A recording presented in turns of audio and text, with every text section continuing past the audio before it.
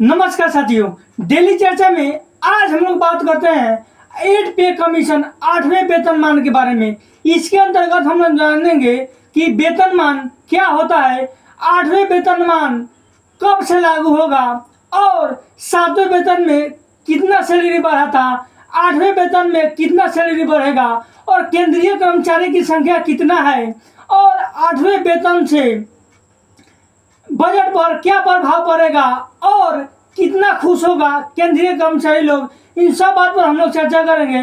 तब तक कुछ बेसिक जानते हैं। सब आदमी को नए वर्ष की हार्दिक शुभकामनाएं। और नए वर्ष के शुरुआत होते ही हर तरफ मीडिया में हर जगह आर्टिकल्स पब्लिश हो रहे हैं 8वें वेतनमान को लेकर, 8 पे स्केल को लेकर हर तरफ चर्चा है। और लोगों के मन में यह सवाल है कि 8वें वेतनमान कब से प्रभावी होगा, कब से लागू होगा, फिटमेंट फैक्टर क्या होगा और कितना बेसिक सैलरी होगा, जितने अभी केंद्रीय कर्मचारी का लेवल है। इन सब पर काफी सवाल उठ रहा है। और वेतन आयोग जो 8 पे स्केल है, केंद्रीय सरकार की एक वैधानिक वेतन संशोधन नियम है जो हर 10 साल पर क्रमबद्ध से लागू होता है। 8वें वेतनमान केंद्रीय कर्मचारी तथा केंद्रीय कर्मचारी पेंशन का वेतन में वृद्धि को देता है। इसमें केंद्रीय कर्मचारी और रक्षा कर्मी केंद्रीय कर्मचारी के पेंशन भुगतान और पारिवारिक पेंशन भोगी जो केंद्रीय कर्मचारी के है, इन सब इसके अंतर्गत आता है। और केंद्रीय वेतन हर 10 साल में संशोधित होता है जो निर्भर करता है मुद्रास्फीति पर और आर्थिक विकास पर और वास्तविक आय और मनोबल सुधार पर यह डिपेंड करता है। जो 7वां वेतनमान इसी साल, इसके पहले जो समाप्त हुआ है 2025, 31 दिसंबर 2025 को 7 पे स्केल समाप्त हुआ और 8 पे स्केल का जो समय था वह 1 जनवरी 2026 से स्टार्ट हो गया। जो 7वां वेतनमान था वह प्रभावी था 2014 में, लेकिन वेतन का भुगतान किया गया 2 साल बाद 2016 में शुरू हुआ। और भारत में आज़ादी के बाद जो पहला वेतनमान था केंद्रीय सरकार का, सेंट्रल गवर्नमेंट का, वो 1946 में पहला वेतन आया था। और इसके ठीक 10 साल पर, हर एक 10 साल पर क्रमबद्ध यह केंद्रीय सरकार के नियमानुसार हर 10 साल पर यह वेतनमान होते रहता है। और जो वेतनमान या पे कमीशन है उसका उद्देश्य हर 10 साल पे अलग अलग होता है। और देखिए, जो पहले पे स्केल था जो शुरुआत से लेकर अभी तक, इसमें देखिए पे स्केल में 2 डेट बहुत इंपॉर्टेंट रहता है। एक डेट होता है इफेक्टिव डेट और दूसरा होता है इम्प्लॉयमेंट डेट। दोनों अलग अलग है और दोनों का पे स्केल में, किसी भी पे स्केल में काफी खास योगदान आता है। और योगदान है ही क्योंकि दोनों का डेट का अलग अलग काम है और दोनों हर पे स्केल में लागू होता है। जो इफेक्टिव डेट है उसको प्रभावी में डाला जाता है, इस साल से लागू होगा, लेकिन जो सैलरी का भुगतान होता है उस डेट को इम्प्लॉयमेंट डेट कहते हैं, मतलब कार्यवाहन डेट या भुगतान डेट कहा जाता है। दोनों हर पे स्केल में देखा गया है। जैसे जो शुरुआत का जो पहला भारत का जो पे स्केल था, फर्स्ट पे स्केल, पहला वेतनमान, वो 1946 में इफेक्टिव आया था, प्रभाव में आया था, लेकिन सैलरी का भुगतान 1 साल के बाद 1947 में उसको वेतन किया गया था, इम्प्लीमेंट किया गया था। और जो दूसरा वेतनमान था वो 1957 में था, 3 साल के बाद 1960 में उसको वेतन किया गया था। और जो तीसरा वेतनमान था 1970 में, 3 साल के बाद उसका वेतन का भुगतान किया गया था। जो चौथा वेतनमान था वो 1983 में, 3 साल के बाद 1986 में उसका वेतन का भुगतान किया गया था। और जो चौथा वेतनमान था वो था 1994 में और उसको वेतन भुगतान किया गया था 1996 में। और जो 5वां था 2006 में, उसका 2008 में वेतन किया गया था। और जो 7वां था वो 2014 में वेतनमान का जो प्रभाव आया था, लेकिन वेतन का भुगतान किया गया था 2 साल के बाद 2016 में। और जो 8वां वेतनमान है वह 1 जनवरी 2025 से उसको प्रभावी में रह जाएगा, उसका इफेक्ट प्रभाव डेट ला जाएगा। लेकिन इसका भुगतान 2 साल पर हो रहा है कि 3 साल पर हो रहा है, अभी इसका क्लियर आगे हम लोग इसका पूरा एक्सप्लेनेशन का अनुमान करेंगे। ऐसा 2 साल या 3 साल का अनुमान इसलिए बढ़ाया जा रहा है कि पिछले 1 वेतनमान आयोग से लेके जो 7 वेतनमान आयोग था उसमें 1 साल, 3 साल और 2 साल का उसका इम्प्लॉयमेंट डेट रखा गया है। भुगतान का लागू हो गया है बहुत पहले निर्धारित टाइम पर, लेकिन वेतन का भुगतान 1 साल या 2 साल, 3 साल या 2 साल पर पहले देखा गया। पहले के रिकॉर्ड के अनुसार यह बताया जा रहा है यह भी जो 8वां वेतनमान है 1 जनवरी 2026 से लागू हो जाएगा। क्यों लागू होगा? क्योंकि 10 साल पर भी लागू हो रहा है और केंद्रीय कमेटी ने इसको अप्रूवल दे दिया है, इसकी मंजूरी दे दिया है केंद्र सरकार ने कि जो 8वां वेतनमान होगा वह 1 जनवरी 2026 से लागू हो जाएगा। लेकिन इम्प्लॉयमेंट डेट वेतन का भुगतान 2 साल पे होता है कि 3 साल पे होता है, आगे हम लोग चर्चा करेंगे। जैसे पहले का इतिहास रहा है उस अनुसार बताया जा रहा है कि जो वेतन का भुगतान होगा 2 साल के बाद होगा 2028 में, या 3 साल के बाद होगा 2029 में। सब सैलरी मिलेगा प्रभाव से लेकर, अगर 2 साल का रहेगा तो 2 साल का वहाँ सैलरी दिया जाएगा, 3 साल के बाद सैलरी भुगतान होगा तो ये पीछे से 3 साल तक दिया जाएगा।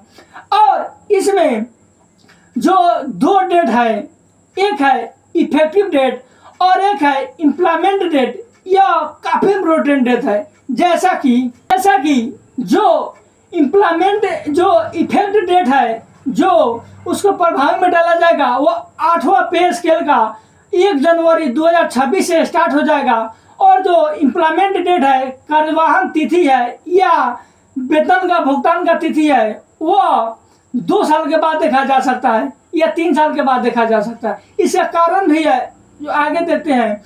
और जो इफेक्टिव डेट है 8वें वेतन आयोग का 1 जनवरी 2026 में, इस तिथि में से वेतन और पेंशन संबंधित सभी जो गणनाएं हैं कानूनी रूप से लागू कर दिया गया है। केंद्र सरकार का मंजूरी हो गया है कि जो 8वां वेतनमान होगा 1 जनवरी 2026 से यह इफेक्ट प्रभावी रूप से लागू हो गया है। और जो इम्प्लॉयमेंट डेट है या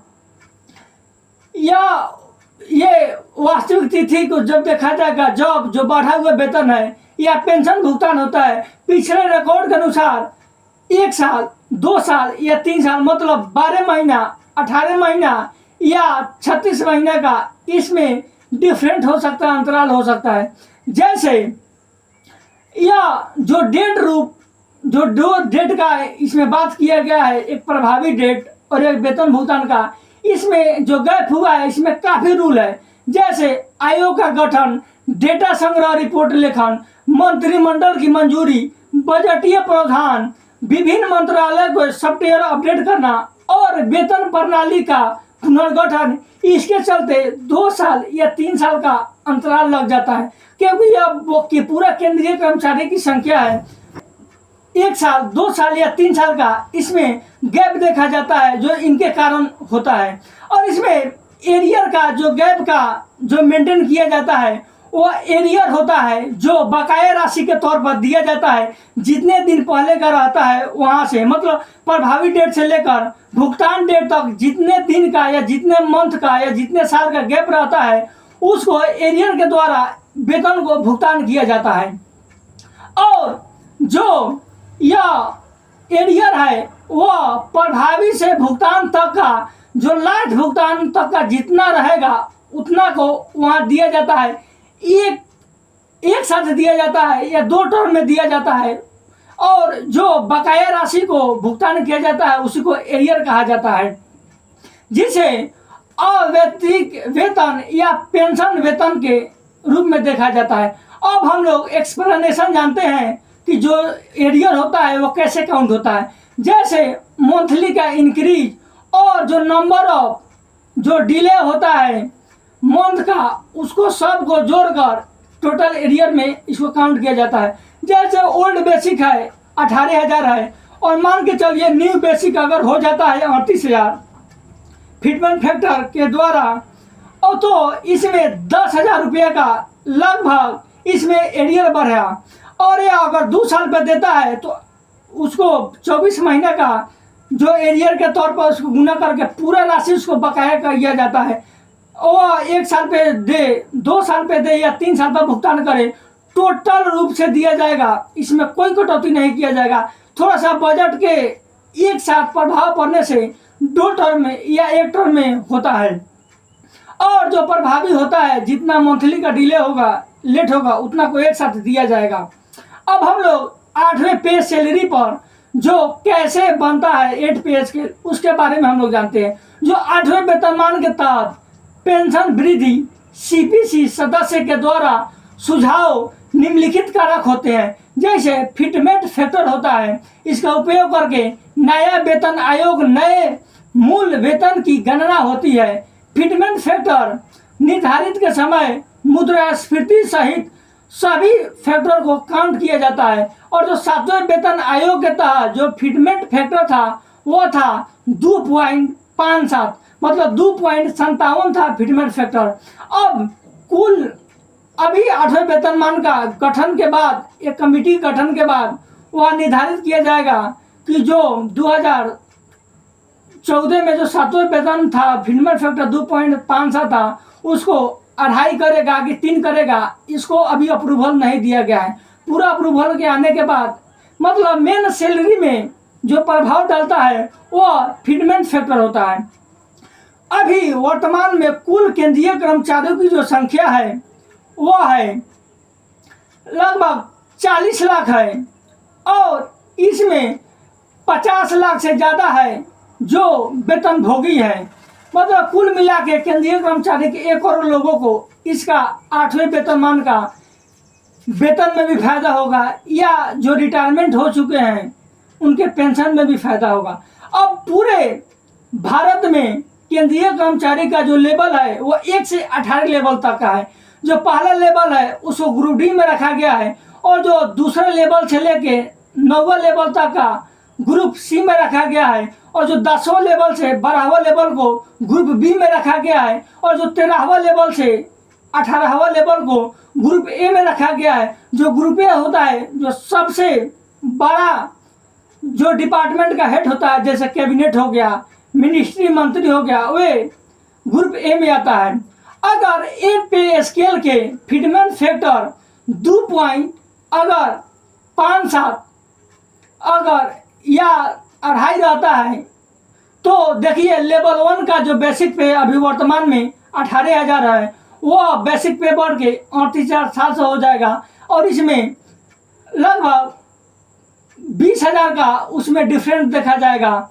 और इसमें यह बेसिक है 38,700, इसमें डीए का भी आएगा, एचआरए का भी आएगा, और टीए का भी इंक्लूड होगा, तो और सैलरी बढ़ जाएगा बेसिक से। और जो लेवल 5 है, अब देखिए पूरा 1 से 18 लेवल का यहाँ चार्ट दिया गया है, टेबल में देख लीजिए और अपना अपना लेवल को समझिए, और अपना कोई अगर केंद्रीय कर्मचारी है तो अपना लेवल यहाँ से देख सकते हैं।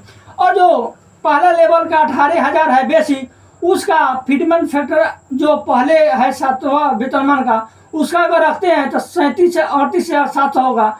और इस तरह लेवल 2 का भी बढ़ेगा, लेवल 3 का भी बढ़ेगा, लेवल 5 का जो 29,200 वही बेसिक पे है, और 8वें वेतनमान के हजार बाद 62,780 रुपये होगा, जो 33,000 के डिफरेंट को देखा जाएगा। जो 10वां लेवल है उसमें 56,100 जो बेसिक पे है, उसको 64,000 के ऊपर जो 1,20,000 देखा जाएगा, जिसमें 64,000 का इसमें डिफरेंट होगा। जो लेवल 18 है जो अभी बेसिक पे 2.5 लाख रुपया है, वो 5,37,500 रुपया उसका बढ़ जाएगा 8वें पे स्केल के बाद, जो लगभग 2 लाख 2.5 लाख का डिफरेंट होगा। और इसका बेसिक ये है। उसके बाद टीए का जोड़ा जाएगा, डीए का जोड़ा जाएगा, और एचआरए का जो हर साल इंक्रीमेंट लगता है उस अनुसार हर साल उसको पैसा बढ़ते रहेगा। जो नया वेतनमान है बजट पर जो प्रभाव पड़ेगा वो 2 लाख करोड़ रुपया का प्रभाव पड़ेगा केंद्र सरकार पर। अब पहले से जो देखा गया है, पहले रिकॉर्ड है जो 2 साल पर लागू होता है, 3 साल पर सैलरी का भुगतान किया जाता है। यहाँ भी 2 साल पर देखा जा सकता है। और तीसरा साल का अनुमान इसलिए लगाया जा रहा है कि 2029 है उसमें लोकसभा का चुनाव होने वाला है, और लोकसभा का चुनाव होने वाला है इसलिए 3 साल पर देखा जा सकता है, क्योंकि इसमें राजनीतिक काफ़ी ज़्यादा पॉलिटिक्स आ जाएगा और जो इसमें एक साथ देगा ताकि चुनाव पर भी प्रभाव पड़ेगा, क्योंकि केंद्र सरकार का चुनाव 2029 में होने वाला है। यह 2 साल पर होता है कि चुनावी माहौल के द्वारा 3 साल पर होता है, ये आने वाला समय बताएगा। अभी जो इस पर कोई अभी वास्तविक बयान नहीं आया है, कमेटी के द्वारा फाइनल रिपोर्ट नहीं आया है कि 2028 में वेतन का भुगतान होगा कि 2029 में चुनाव को देकर होगा। और जो प्रभाव हो गया उसको केंद्र सरकार ने मंजूरी दे दिया है। 8 पे स्केल 1 जनवरी 2026 से लागू होगा, लेकिन इसका वेतन का भुगतान 2 साल बाद होता है, 3 साल बाद होता है। ये मीटिंग के बाद होगा, ऑफिशियली आने के बाद होगा। इसमें काफ़ी ज़्यादा इस पर काफ़ी ज़्यादा चुनौती है। जैसे इसमें राजकोषीय घाटा देखा जाएगा, कल्याण व्यय देखा जाएगा, पूंजीगत व्यय देखा जाएगा, इन सब पर काफ़ी चुनौती है। यह केंद्र सरकार का सबसे बड़ा प्रोजेक्ट है, इसलिए इसमें काफ़ी डिले हो सकता है। और डिले होने का कारण भी है कि सबको एक साथ देना और एक साथ पेमेंट करना ज़्यादा मुश्किल है। हो सकता है कि 1 या 2 टर्म में इसको क्लियर करे, 2 साल के बाद करे या 3 साल के बाद करे। और जितने भी केंद्रीय कर्मचारी है सबको 8 पे स्केल के लिए हार्दिक शुभकामनाएं। उनके जीवन काफ़ी आनंद हो और इसका जो पे स्केल का प्रभाव पड़ेगा केंद्रीय जीवन पर, उसके परिवार के लोगों में एक खुशी का माहौल होगा, एक गर्व होगा कि हम सेंट्रल गवर्नमेंट का नौकरी करते हैं। जो महंगाई के साथ साथ सेंट्रल गवर्नमेंट ने भी अपना नियम अनुसार इसको बढ़ा रहा है। कोई भी अपडेट आएगा तो अपडेट लेके आएंगे। तब तक के लिए धन्यवाद।